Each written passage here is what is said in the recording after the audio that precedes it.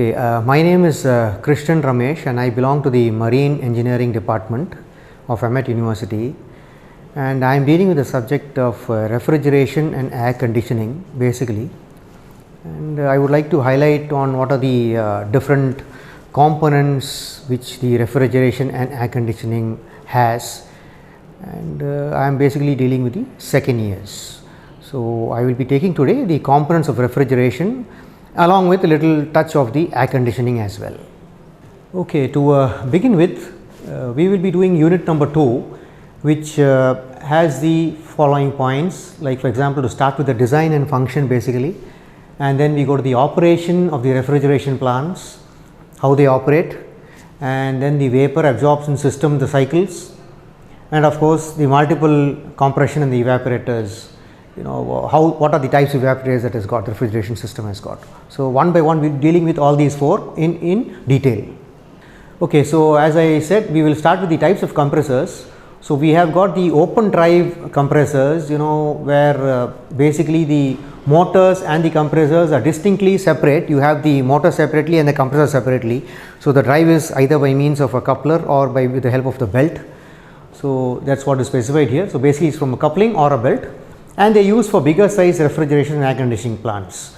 And then the advantage is the components can be easily replaced, and the most important thing is if there is any damage, it will not be caused to both of them, because either the motor or the compressor, one of them only will have the damage if at all anything happens, because if it is belt driven, the belt will take care of the damage, but if it is the direct coupling, the coupling will get broken, thereby preventing the damage of either of the components, that is either the motor or the compressor as a whole. That is why they are coupled or belt driven. Okay, now let us go to the hermetic sealed compressors. As we see on the PowerPoint here, this is basically used for small domestic refrigerators, the ones what we have at home, which we use for daily lives. These are all small hermetically sealed compressors where the compressor itself is completely sealed and the motor is inside the compressor. You can see only a black box, and you just cannot dismantle that compressor, meaning it is maintenance free. Once anything happens to it, you have to just throw it away. So, that is a kind of hermetically sealed. And package AC units for the control room AC and the mess room AC. So, even these domestic air conditioning systems what we have in our split air cons are also hermetically sealed compressors, where you cannot do any maintenance on these compressors. So, basically if anything happens to them, you have to just replace with a new compressor. So, as it again says here, they are completely sealed units. Now, no maintenance or repair is possible without cutting open the compressor casing, which is not done normally on board. So, basically pertaining to marine side, we do not have this much of capacity or the required spares to break open this compressor and do the repairs. So, we always try to replace it with a new compressor, which we always should have as a minimum spare on board. Now, going to the semi-hermetic compressors. As you can see in the slide, it is used in reefer containers machineries, and the electric motor is inside the compressor casing. Motor windings are cooled by the refrigerant passing over the windings and can be removed for repair and maintenance after opening the end cover. So, even the compressor maintenance can be carried easily. So, from this slide what we can understand is they are semi-hermetic, meaning they are not fully hermetic like what I told you earlier. They can be cut open and repairs can be done to some extent. So, for example, if you can read through this slide again, the motor is inside the compressor casing and these windings are cooled by the refrigerant passing over the windings. So, the gas, it is a totally enclosed chamber and the refrigerant gas is used to cool the motor and the winding. So it is an enclosed system, but the only advantage is, since it is semi-hermetic, you can break open that compressor or cut it and do the maintenance, which you cannot do in a hermetic compressor. Okay, the types of the compressors again, now they have been broadly classified into reciprocating, centrifugal, rotary and scroll. Now reciprocating compressors are the normal compressors where you have a piston, crankshaft and all that, where the up and down motion takes place. It is just like an IC engine. Only thing is that in IC engine you have combustion taking place, but here you do have compression, but there is no combustion, and as a result of compression the refrigerant gas gets compressed and cooled, and ultimately your cooling is achieved in the evaporator. So that is the basics of a reciprocating compressor. Now a centrifugal compressor also has the same principle, but instead of a reciprocating motion, the motion is by centrifugal force, that is all, by means of centrifugal action. And then coming to the screw type of compressor, which is a rotary screw, there are two different screws. One screw rotates the other screw, so the gas or the refrigerant gas gets entrapped between the two screws. As the screws rotate, the gas gets compressed and finally gets discharged. And then in the case of a scroll compressor, it is somewhat similar to a screw compressor, but the point is the gas, the refrigerant gas enters from the side, and as the scroll takes the turn, the gases come from the center and thereby getting compressed and delivered. Reciprocating compressors for the systems cooling domestic storerooms are usually of the vertical inline type. So vertical incline type means basically the compressors are basically vertical and inline. They mean the motion of the piston is up and down, and it is all in one line. Basically the piston are all arranged in one line, so it can be either 2 or 4 or 6 or whatever. Now here we see the larger reciprocating compressors have their cylinders arranged in either V or W formation, and it comes with 4, 6, 8, 12 or even 16 cylinders. Then the compressor speeds have been increased considerably over the years from 500 revs per minute to the high speed of 1500 to 2000 revs per minute. So these are the different reciprocating compressors. Basically they are inline, and then they can be V or they can be W, and if in the case of a V they can be either 4, 6 or 8 and probably 12 as well. And if you go down to the speed, it can be anything between 500 and up to 1500 to 2000 RPM per minute. Okay, now as we can see the slide here, this is basically a compressor which is which has got a piston and a housing, and you can see the points are all labeled here. It's got aluminum alloy pistons. You can see the cut section here. This is the aluminum alloy piston.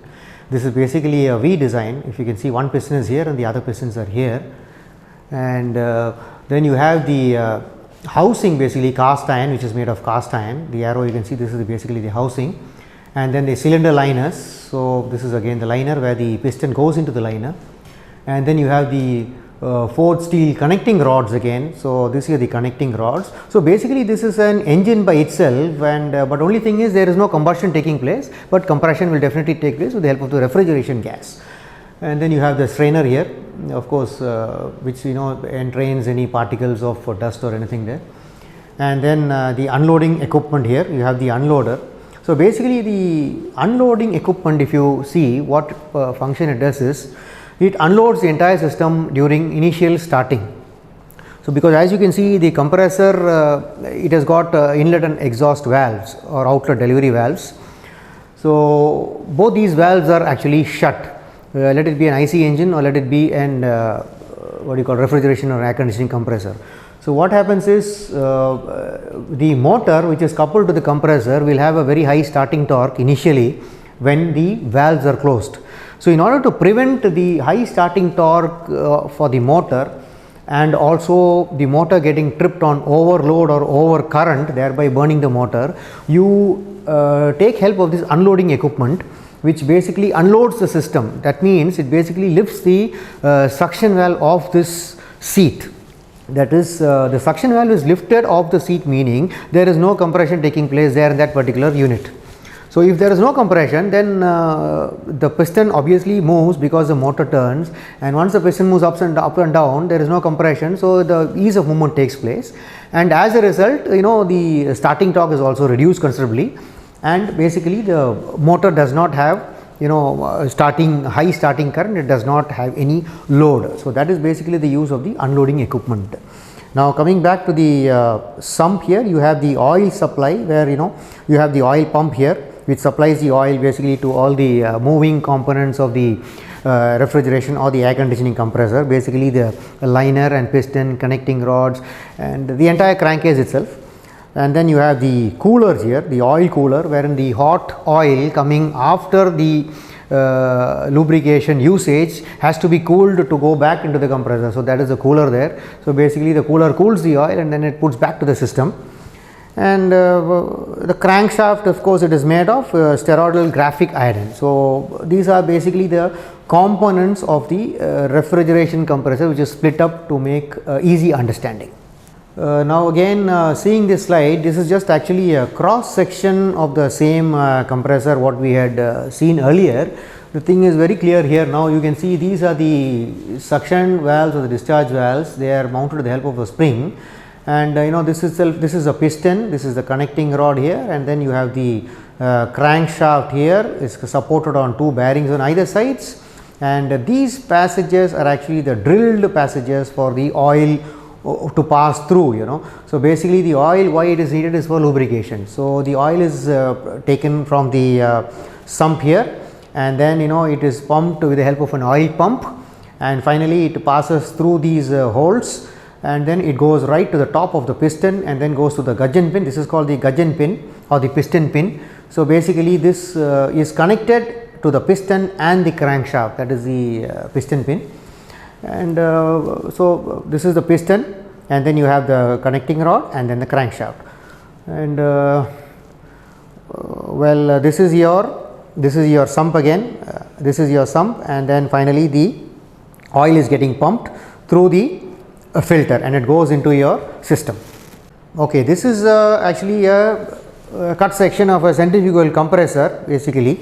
You can see the numbers are mentioned here. Number 1 stands for the high speed gear, and then which is already having 2 gears actually. One gear is running and the other is being driven, and then you have a high speed UMP there, and then 3 is your thrust bearing, 4 is a low speed shaft and a high speed shaft actually basically. So because the gear ratio, one is a bigger shaft and the other is a smaller shaft. So because of the gear ratio, one is driving at a higher speed compared to the others.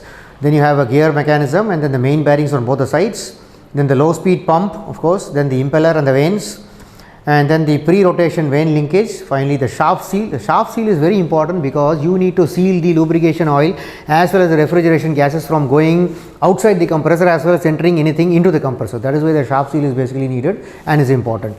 And then you have the flexible coupling also finally. As I told you earlier, the York flex coupling is used, which takes care of any damages which can occur when the motor and the compressor are coupled. So in case if anything happens, only one will get damaged and it will try to save the other equipment.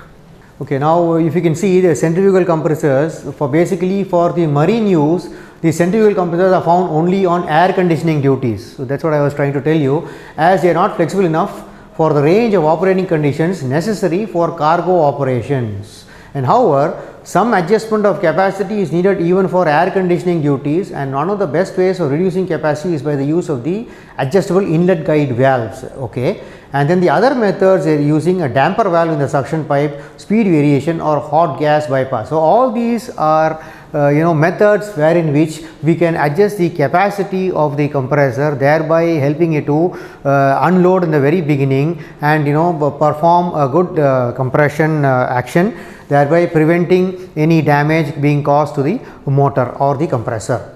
Now, if the capacity control is a correctly engineered automatic system, it will always keep the compressor within a satisfactory range. Now, if the capacity control is manual, then care must be taken not to set the control at too great a deviation from the design optimum. So, talking of the capacity control once again, now let me just briefly explain about capacity control. For example, if your thermostat, taking air conditioning into account, if you set the thermostat setting, for example, at 24 degrees, and then for this room, if the temperature is around 28 degrees for example now, so gradually the compressor will try to cool this room to the maximum extent at the quickest possible means of time. So So once the compressor, so in the very beginning the compressor will try to run at 100% of the load. Now as the temperature gradually comes down and it tries to reach near 24 degrees, for example if it is 25 degrees in the room, then the compressor thermostat will try to sense the temperature and thereby try to cut off one of the units. If it is a 2-stage compressor, only one unit will continue to run, thereby 50% of this compressor efficiency will be cut off, meaning the compressor will be running only about 50% load. So as a result, what will happen is power saving will be there and the compressor will continue to run at 50%. If not, it will try to completely stop if the temperature is achieved at 24 degrees. So this is why when you see normally a room air conditioner, it cuts in and cuts off very frequently according to the thermostat setting. So if you have set the thermostat at 24, as I told you again, and if the room is 28, it will probably run for about half an hour or so depending on the size of the room, and then once the temperature comes to near about the thermostat set value, then the compressor will cut off and thereby trying to save energy and current, and ultimately once the temperature again slowly tries to rise up, then the compressor will again cut in. So this is actually the function of a capacity controller. Now looking into the centrifugal compressor, we can see that the vanes, the impeller vanes are so designed in such a way that you can see here the impeller blades are like this and the flow pattern is like this. From this side if you can see the arrow, then this is called the impeller hub, and then the rotation is like this. Probably it is clockwise. If you see from here the arrow showing downwards, so this is clockwise rotation. So and these are the different kinds of impellers, either it will be clockwise or anti-clockwise, whichever. And then this is the axis of the impeller, and as we already discussed here, this is the hub, this is the shroud, and basically these are the blades, and this is the trailing edge of the impeller. Okay, now talking of the advantages of the centrifugal compressor, it elimination of the rubbing surfaces, piston rings, valve gears, etc., with consequent reduction in the maintenance. Yeah, so basically in the centrifugal compressor there is totally elimination of rubbing surfaces, and then you have the piston rings is not there, which is there in a reciprocating compressor of course, and then the valve gears are also there, advantages with consequent reduction in the maintenance. There is no internal lubrication is necessary, therefore oil carryover is not a problem. So in the case of reciprocating compressors, what happens is you have piston rings, so oil carryover is definitely possible, where in which you have the piston oil rings which in turn scrap down the oil back to the crankcase. And so here what happens is you have an oil separator in the case of a reciprocating compressor, which in turn separates the oil from the refrigerant gas, and then the oil is driven back to the crankcase and the gas is in turn pumped to the condenser, and then from the condenser it gets condensed and probably it becomes a liquid, and then the liquid goes through the expansion valve, thermostatic expansion valve, wherein which it expands, and then ultimately it goes to the evaporator, which where the basic cooling action is taking place, and depending on the gas used you attain probable good temperatures close to the amount of -40 to -50 degrees centigrade. So the disadvantages can be like it cannot be designed to operate efficiently over a wide range of compression ratios, so not preferred for cargo duties. So that is a disadvantage I can see, and then the use of electric drive for large centrifugal compressors can cause a difficulty due to excessive starting currents. So these compressors are often driven by the steam turbine. So as we exactly discussed earlier, the starting current is very, very high. So that is why these compressors are basically not used for initial starting currents are little high. So centrifugal compressors are avoided. Okay, now this is actually a cut section of a hermetic compressor, which is there in our day-to-day fridge or air conditioning. So they are completely sealed, if you can see, meaning that the casing of the compressor is fully welded. So this is the entire casing, which is normally black in color. Then this is the refrigerant gas which enters inside, and this is the gas which goes outside. So and basically this is your crankshaft here, and this is your connecting rod, and this is your piston here. So everything is concealed. You cannot do any much repairs in these types of compressors. And this is your foundation legs, and this is mounted on rubber anti-vibration mountings. And let us go to the next one. So it is used in smaller refrigeration plants as small as air conditioning units, domestic refrigerators and domestic freezers. So basically this is used only for small plants, not for bigger ones. And from the factory, these plants are filled with an adequate amount of refrigerant and lube oil. So, as I told you, the compressors are already pre-filled with the gas and the lubricating oil here. So, there is no means of filling up any of this once the compressor is in use. And then if the compressor breaks down, it has to be renewed, as you cannot repair it. So, this is what again I was trying to tell you. These are all completely sealed compressors and there is no maintenance which can be carried out. So, once they are having an issue, they have to be replaced with only a new compressor. This is actually a cross section of a scroll compressor, if you can see, and basically a scroll compressor means the gases go from here, and this is the main shaft, and then ultimately the compressed gas gets out of the center. So, basically the gas comes out from the sides, you can see the arrows here, and they get compressed as they pass along, and finally the compressed gas comes out from the center. So, let us see what this slide has to say. The scroll compressor's compression mechanism of a scroll compressor is a rotating compressor and works by means of two helices, one stationary and one making an eccentric motion. So, let us see what it means. As a movable helix rotates, a volume is captured and compressed by being forced towards the center of the helix. So, that is what I was trying to tell you. This basically is an helix. So, if you can see the next slide, probably I can be more clearer.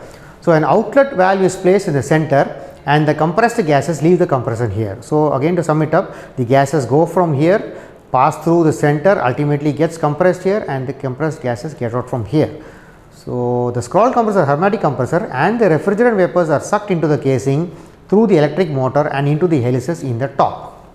Now, the advantage of a scroll compressor is that it weighs only about 1/3 of a piston compressor with the same output. So, that is a very big advantage because the weight itself is only 1/3 compared to a piston compressor. Now, there are fewer movable parts and much less vibration and noise levels compared to the piston compressors. That again is another advantage there, wherein the vibration is very less. So, the noise levels is also reduced. Now, the scroll compressor is becoming more frequently used as better materials have been developed for the helices, making the compressor more reliable. So, a lot of manufacturers are now moving into scroll compressors compared to your reciprocating compressors because of these advantages. Now, with the scroll compressor, the demand for lubrication of the helices are also very high, and the outlet temperatures of the vapors are very high as well. So, this is the same diagram what we had seen earlier. Now, this is actually a junction box, electrical junction box. So, motor also is coupled inside. So, that is why you have to just connect the electrical wires here, and automatically the motor and the compressor itself is a built-in unit. This is the casing as such, and the gases go from here and ultimately compressed gases get out from the top. Now, this is the very clear diagram of showing the function of a scroll compressor, where the gas actually, as we discussed earlier, one is a stationary helix and other is a rotating helix. So, you can see there are two helices here, one is this helix, the other is this helix. So, one stationary helix and one rotating helix means the gas gets entrapped in between the stationary and the rotating helix. If you can see, red arrow means this is the gas. So, as the rotating helix keeps turning, the gas also starts to move in between the helices. If you can see, the red keeps on moving. So, finally, it keeps moving like this, and ultimately the compressed gas comes out from the center. So, that is what we already discussed earlier. The gas enters from the corners, peripheries, and ultimately gets compressed from the center and gets discharged. This is again a very clear picture showing us the briefing about these scroll compressors. So, one is a stationary helix and the other is a rotating eccentric helix. So, you have got this one is a yellow one, which is probably the stationary, and the blue is a rotating one. So, the gases pass through this here, if you can see the arrow marks here, and as these helices start turning, one helix starts turning, the passage of the gas moves between the two helices and ultimately gets compressed and comes out from the center. So, this is the discharge port, and then you have the swivel port where the gases enter from here. That is how the passage of the gases mean from the scroll compressors. So, the compression in the scroll is created by the intersection of an orbital spiral. That is what I was trying to tell you. It has got a spiral, and then the gas enters an outer opening as one of the spiral orbits. Now, what is this? This is an example of a rolling piston. So, here what you can see is you have got a body here, and this is your eccentric shaft. So, this is a very clear picture of the rolling piston compressors, where in which this is your vane here. If you can see the vane here, this is a vane which is spring loaded. So, this shaft is mounted eccentrically, if you can see. So, you can see a clearance here, you can see a big gap here, and there is no gap at all here. So, as the shaft turns, what happens is this eccentric keeps on moving, and this is always in contact with this shaft in the center. So, what happens is the gas gets compressed as this central shaft turns, the gases gets compressed and ultimately it gets discharged. This is actually the concept of a rolling piston compressor. Okay, these compressors are used mainly in household appliances, but modern practice sees their use in cargo refrigeration. That is what they are trying to say here. Now, a variation on this is the multi-blade type, where the rotor has slots cut in it, fitted to which are spring loaded blades. As I explained to you earlier, the blades are there which is mounted with the help of springs, and they are always in constant touch with the center. So, there is no leakage of any gas in the sense that as the central shaft turns, the gases gets compressed, and ultimately the gas gets compressed and passes on, and it does its duty. So, alternatively the blades may rely on the centrifugal force. Now, both these types, when the compressor is stopped, the sealing pressure and the oil film are broken. So, that definitely happens because it is a rotary type of compressor. This oil film gets broken when it is not rotating, and I mean even short circuiting takes place between the suction and the discharge. So, what happens is, now this is probably a kind of an advantage we can stand. This reduces the starting loads, but requires a suction non-return valve to be fitted. So, in the case of a reciprocating compressor, I told you the valves are closed, meaning the suction and the discharge valves both are closed at the initial starting. So, when the motor has to start, a high starting current and a high starting torque is needed. But in the case of a rotary compressor, that is eliminated because there is short cycling taking place between the two phases, that is the low pressure and high pressure, and because the suction and the discharge become common, and so as a result ultimately the starting load and the starting current is reduced. Where these are fitted to large refrigeration systems, it is possible to use variable speed thyristor controlled electric motors. Now, what are these actually? The motor RPM can be varied to possibly adjust the RPM of the compressor, which is a very great advantage. This is basically called an inverter technology, wherein which even in your inverter ACs where you fit at home, the high end ACs, the RPM of the motor gradually is being reduced. So, what happens is, once the motor RPM is reduced, since the motor is coupled to the compressor RPM also gradually tries to reduce, but it does not stop. So, what happens is, once the RPM is reduced, the temperature control is always continuously working, meaning you do not need to cut in and cut off the compressor, thereby automatically only the speed will start reducing for the compressor, but the compression action will take place and thereby delivering effective cooling. So, this is a very great advantage, and thereby it saves a lot of current also. So, now the compressor can run at an optimal revolution to maintain the plant efficiency. That is what I was trying to tell you. The compressor will definitely keep on running probably at it. If there are 3 stages, maybe once the thermostat is reached for about the set point, maybe the compressor will continue to run at the minimum stage at about 33%, and it will save on the long run for you the current saving. And basically the temperature will continue to be maintained at 24 degrees rather than up and down. For example, normal compressor, what happens is, thermostat, if it reaches 24, the compressor cuts off, and then again if it starts to shoot up, the compressor will cut in. So, you have got a variation in the temperature of the room, but in this case if it is thyristor controlled and if the compressor continues to run, the temperature of the room will continue to maintain at the same set point temperature. That is what advantage you stand. So, it will continue to maintain at the same 24 degrees temperature what you have set, rather than increasing and decreasing of the temperatures. Now, let us talk about sliding vane compressors. Here you can see these are the different vanes here, 1, 2, 3, 4, 5 vanes we have got, and then this is basically the rotor. This is the rotor and these are the vanes, and then this is the cylinder. Then you have the discharge vanes here. So, basically these are all mounted with the help of a spring, and then the discharge port is there and the suction port is there. So, in this case what happens is, if you can see, this is a stationary body, and you have got the suction port and you have got the discharge port, and this is actually a rotor which has got vanes. So, the rotor continues to rotate, and as the rotor rotates, these vanes, if you can see, they are fitted into this rotor with the help of the spring. So, they are always in constant touch with to this outside body. If you can see here, they are always on constant touch with the body.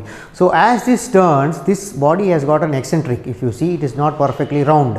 So, this is actually a cut section of your sliding vane compressor. You can see the vanes are all sealed here. If you can see, these vanes are pressed inside to the body, to the slot. They are completely pressed against the spring force. This is completely making contact with the outside, and there is a gap here one suction port and here discharge port. Again here, if you can see, one port here, one passage here, one passage here. So, as this continues to turn, the gas is carried away like this, and ultimately it gets compressed here. As it gets carried away, it gets compressed because the gas gets entrapped in between this passage here, between the two vanes, and finally you can see the gas gets discharged from the discharge port. So, this is the suction port. So, here assuming the gas enters from here. So, the gas enters from here. Now, as this turns, this keeps on moving like this, gets compressed, and finally the gas probably gets out from the discharge port. If this is a discharge port, the gas could get out from here. So, that is the basic principle of this sliding vane compressor. Okay, now let us talk about twin screw compressors. Here we have got, if you can see, already I have told you, there are two screws. One is actually, this is driven by the motor, and this is your driving screw, and this is your driven screw, you know. So, because here the motor is connected to this shaft, and if you can see the arrow mark, it starts to turn clockwise. So, since these two screws are meshed with each other, the red one is actually the gas, if you can see. So, as this shaft continues to turn, this in turn is connected to this shaft. So, this also turns, and now the gas gets entrapped between here, and ultimately it automatically gets, you know, compressed, because both these shafts are, you know, meshed with each other. And so, what happens is, as this shaft turns, this also continues to turn, and once the shaft turns, slowly the passage of gas moves from, you know, from this lobe to this lobe as it turns and gets compressed. So, if you can see here, it starts off here, then moves here, and finally gets compressed and thrown out from the top. So, this is example of a single screw compressor, where you can, where I have just told you the same thing, you know, where you have the discharge manifold here, and this is, you know, your capacity slide valve here. This is one screw, and then you have the capacity slide valve again here, and then you have the economizer gas cooled motor, and basically you have the impeller, then liquid from the condenser. So, basically the liquid goes from here, and, you know, as it turns, and finally it gets discharged from here. Then, talking of the screw compressor, we have section through rotors. Now, let us see what this has to say. Now, here if you can see from the diagram, this is one rotor, this is the other rotor, you know, you can call it as a male and a female. So, if this is the male, this automatically engages with the slot in the female. So, as this turns, this automatically makes this also to turn in proportion. So, thereby what happens is, the gases gets entrapped in between these holes, and ultimately the compression takes place, you know. So, let us read through this. The figures at the bottom show the rotors of a screw compressor. Okay. Now, the essentials being a male rotor with 4 lobes, which meshes with a female rotor with 6 lobes. Now, you can see that this is the male rotor here with 4 lobes, 1, 2, 3, 4, and this is a female with 6 lobes, 1, 2, 3, 4, 5, 6. So, it is difficult to explain the working of the compressor from the drawing. Obviously, even transparent plastic models fail to fully clarify it. To follow the gas path through the compressor, one may start at the inlet port. As the passage between the lobes of the female rotor pass this port, a gulp of gas is drawn in. So, that is what I was trying to tell you. Now, if this starts to rotate, you have an empty space here. Now, this empty space is being filled by the gas. Now, as this keeps on moving, ultimately the gas gets compressed in between whatever gas is entrapped in that space, and then the compressed gas is ultimately driven out. So, as the rotor continues to turn, a lobe of the male rotor progressively fills up the space, which I just told you. Now, assuming this rotor is turned, now this lobe has come into and turned and filled up this space. So, for between the female lobes, the gas is forced forward axially and compressed in the ever diminishing space available to it until it escapes from the outlet port. So, this is what I was again trying to tell you. So, this gas here gets compressed to this between this small area, and ultimately is being pushed from the outlet port. So, the advantages are, it is unaffected by the load variation, and then you have the oil injection extends the working range, vibration free operation, continuous capacity control from 100% to 10%, then period between successive overhauls can be also extended, Then due to faults in line, if the liquid freon is drawn in, it will pass through without damaging the compressor. So these are all the advantages which this compressor has got. Now let us talk of the disadvantage. A large and efficient oil separator is needed due to injection of oil. So this is only one disadvantage which they say, because the oil has to be separated from the compression unit. So that is what you need, a very big oil separator to move out the oil from the refrigerant gas. Okay, now so far I think what we have seen is the different types of compressors. Basically, to sum it up, the reciprocating, screw, rotary and scroll, and how they work actually. So in our next class we will go further in detail as to how this vapor compression cycle takes place and what happens, and let us go a further step in detailing each and every component of the vapor compression cycle in our next class. Thank you.